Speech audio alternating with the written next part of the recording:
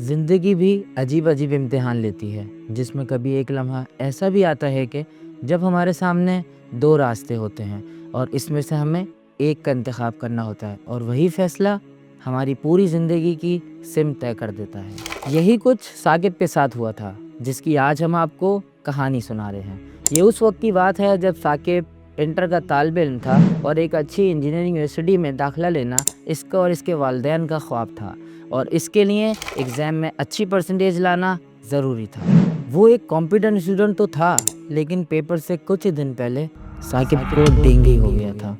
تمام گھر والے ثاقب کی صحت اور پیپرز کے حوالے سے پریشان تھے۔ پہلا پیپر فزکس کا ہی تھا۔ اللہ کا کرم یہ ہوا کہ ثاقب فزکس کے پیپر سے 2 دن پہلے ہاسپٹل سے ڈسچارج ہو کر گھر آ گیا تھا۔ 2 دن بعد ثاقب بخار اور جسم میں درد لیے ایگزامینیشن ہال میں بیٹھا ہوا تھا۔ اس کی آنکھوں کی چمک غائب تھی۔ کچھ ہی دیر میں پیپر شروع ہو گیا۔ پورے ہال میں خاموشی چھائی ہوئی تھی۔ آپ تو جانتے ہی ہیں اس خاموشی میں کتنا شور مچا ہوتا ہے۔ جس کو جہاں اور جب موقع ملتا وہ چیٹنگ کر رہا ہوتا ہے، اور ثاقب کے پاس بھی بھرپور موقع تھا، لیکن کوئی بات تھی جو اسے روک رہی تھی۔ دل بدستور اسے جسٹیفیکیشن دے رہا تھا کہ تم تو بیمار ہو، تھوڑی بہت ہیلپ لینے میں کیا برائی ہے، اور سب سے اہم اس کی نظروں کے سامنے انجینئرنگ یونیورسٹی کا خواب تھا۔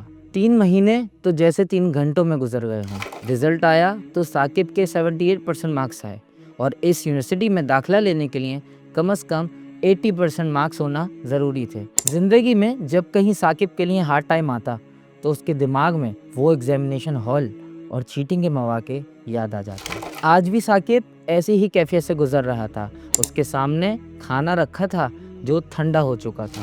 وہ ٹیبل پر دونوں ہاتھوں سے منہ چھپائے بیٹھا ہوا تھا۔ اس کی کمپنی میں کرپشن کا کیس سامنے آیا تھا، جبکہ ثاقب کا تو کوئی قصور بھی نہیں تھا۔ میڈیا ٹرائل چل رہا تھا، عزت داؤں پر لگی تھی۔ آئے روز اینٹی کرپشن کے آفیسرز کی انٹروگیشن سے پریشان ہو گیا تھا۔ اکاؤنٹس ڈپارٹ کے ایک سینئر بندے نے ثاقب کو رشوت دینے کا مشورہ دیا تھا، اور اسے بھی یقین تھا کہ اس ٹینشن سے نجات کا واحد ذریعہ رشوت ہی ہے، لیکن آج بھی وہی بات تھی جو اسے روک رہی تھی۔